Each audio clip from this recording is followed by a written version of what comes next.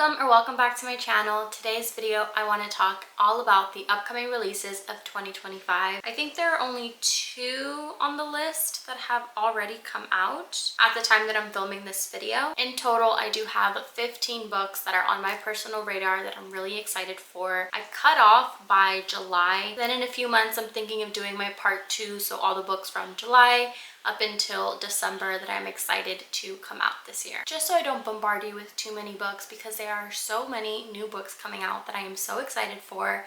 As I was making this list, I realized a lot of my favorite authors are coming out with books this year. I also have a couple of debut authors that I've heard some mutuals talking about, and to be quite honest, there's probably 1 or 2 that made the list because of the cover alone. And we're actually going to start with that one. So the first book that I have on my radar for 2025 is Victorian Psycho. Look at the cover. There's only 3 things that I know about this book. 1, that I love the cover. 2, that it's a gothic horror. And as I was researching to add it to this list, I found out that it also has some sardonic wit in it. And that's honestly all that I need in a book. Well, I would like some really good writing as well, but this book releases February 4th. So by the time you're watching this video, it is already out, and hopefully I can get my hands on it soon. The next book on the list is This Immaculate Body. This book releases February 6th. And this one, when I read the synopsis, it immediately reminded me of something similar to My Husband by Maud Ventura. Both of these books cover obsession, and let me read you the synopsis really quick. So for This Immaculate Body, it says, Alice has been cleaning Tom's flat every Wednesday for a year, with every smudge wiped from his coffee cup, every multivitamin counted from the jar, every crease smoothed out in his bed. Alice spirals deeper into infatuation. But as Alice prepares for the moment when they will finally meet face to face, she discovers that love might not be the cure she thought it was. Told through the eyes of an obsessive protagonist, This Immaculate Body is a literary study of unreliability and unlikability, exploring alienation and loneliness, class and race. It's a skilled debut with resonance in the way that we view women, mental health, and the lost in society. Immediately made the list after I read that. Now the next one is the only book that I actually have a physical copy of. That book is Hungerstone by Kat Dunn. This book comes out February 18. Again, know little to nothing about it. I actually requested a digital ARC of this and I got denied, so I'm so happy that I have my hands on a copy now. This is my Aardvark Book Club edition copy. I truly love the book subscription service. This is not an ad, but I do have a code. If you've never tried and you would want to, then you can go ahead and use my code Athena for $4 for your first book. They're hardcover, they're beautiful editions. I truly love this subscription service. I've been using them for well over a year. One of the many perks is that you get early releases like this one, because again, it doesn't come out until the 18th, and I received this earlier this week. And this is a compulsive feminist reworking of Carmilla, queer novella that inspired Dracula. I have read so many versions of Carmilla and so many others. Anything that says Carmilla retelling, give it to me please, because I will happily read it, and I am really excited to get into this. I think this might be my next read, and if you want to know my thoughts, I will be updating on my other socials. Next up we have Death Takes Me. This is a translated fiction. It's literary, it's crime, it's a blend of a couple different genres. This one actually is set to release February 2nd.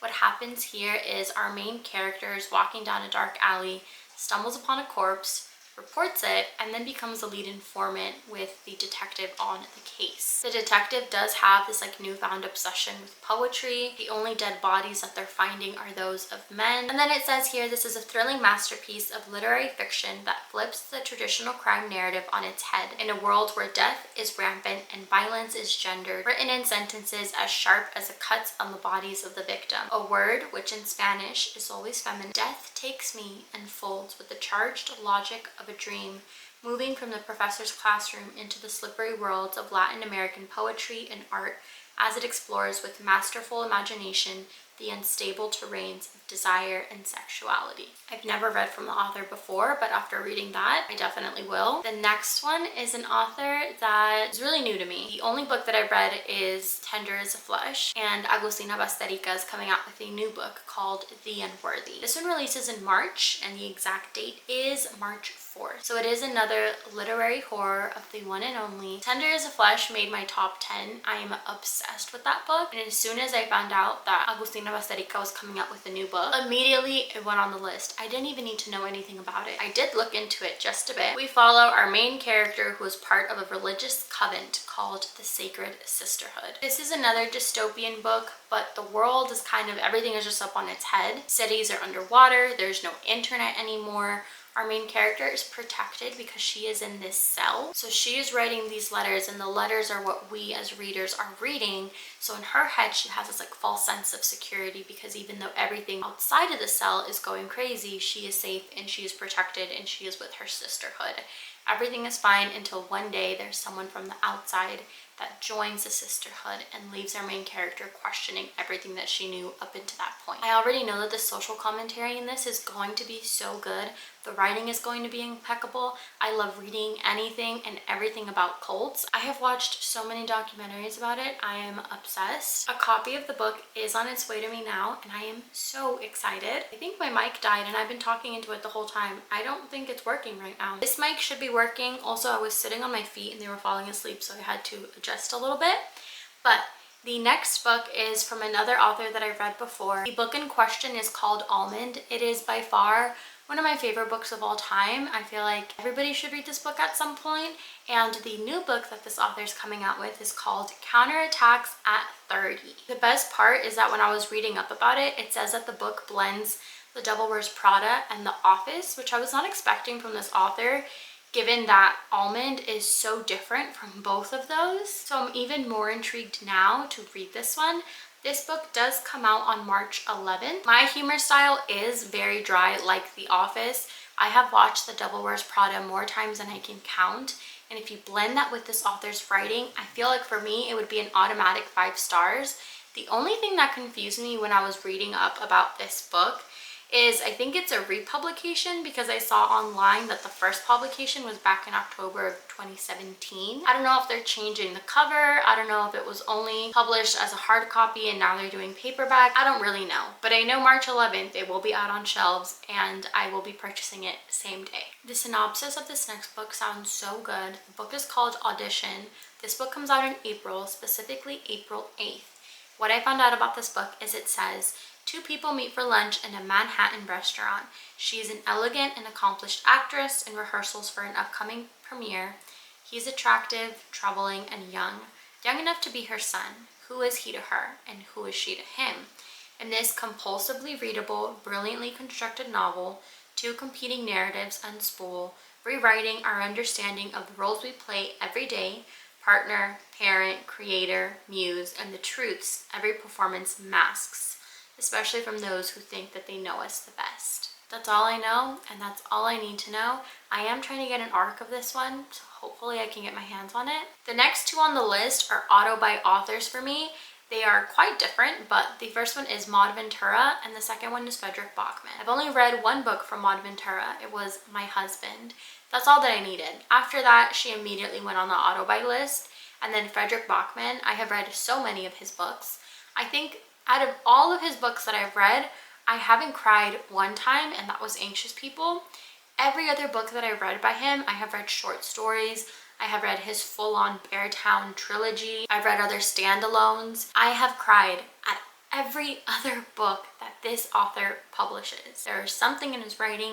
It's really simple, but I feel so connected to the characters. I don't care for hockey in the way that I will die on a hill for Beartown. Well, the characters in Beartown, specifically Benji. So he's immediately on my list, and I didn't even know he was publishing a book until I started working on this video. So the first book is by Maud Ventura. That one comes out first. It is titled Make Me Famous, and this one is set to release May 13th. I don't know anything about the book, and again, I don't need to. The other book is by Frederick Bachman. This one is titled My Friends. It comes out May 20th. Don't know what it's about. I don't want to know what it's about. I want to go into it blindly and just enjoy it for what it is, because I know I will, and I probably will cry, and I'm okay with that. Then the last book for May is titled Disappoint Me. Love the cover of this one again. I've never read from the author, but when I was reading up about it, it says, after a rough tumble and maybe serious head injury, a disillusioned trans poet falls for a charming corporate lawyer in a love story that grapples with the explosive ghosts of relationships past,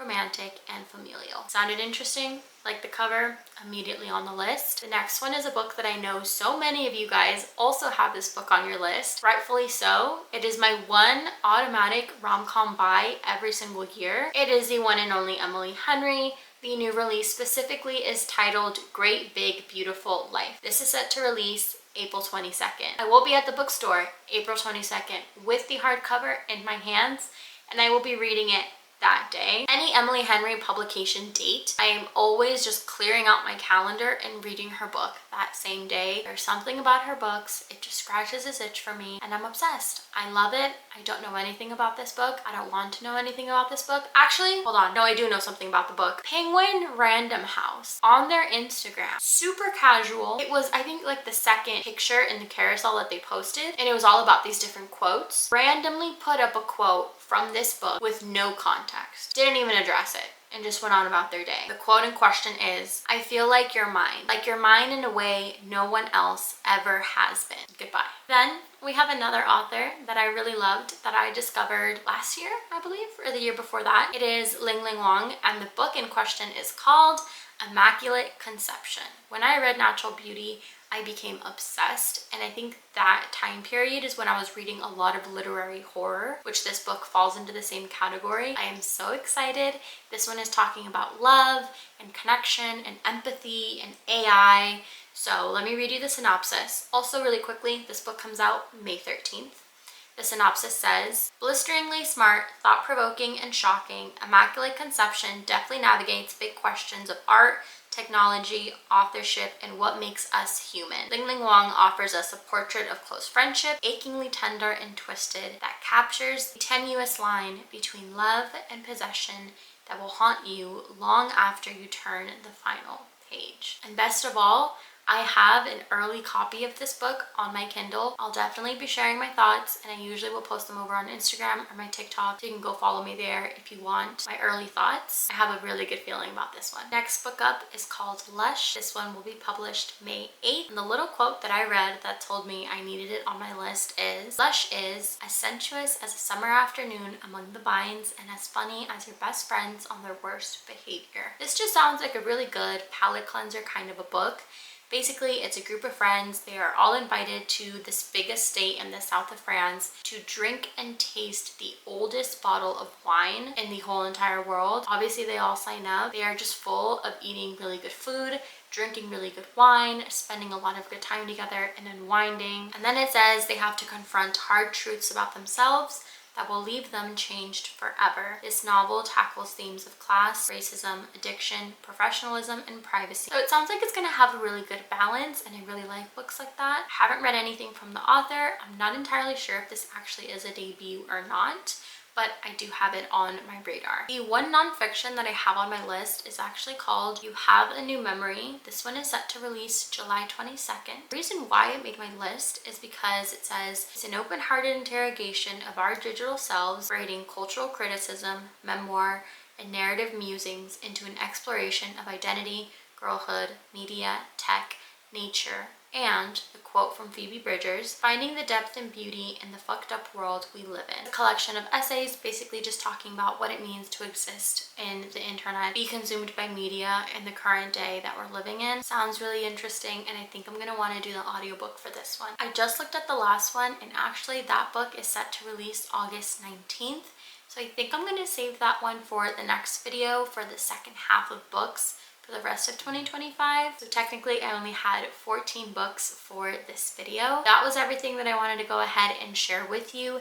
If we have any of the same books on our radar, let me know. Or if we have similar book taste and you have books on your list that I didn't mention, please let me know so I can add them to mine, keep them on my radar, and hopefully read them this year as well. I hope you enjoyed the video, and thank you so much for watching.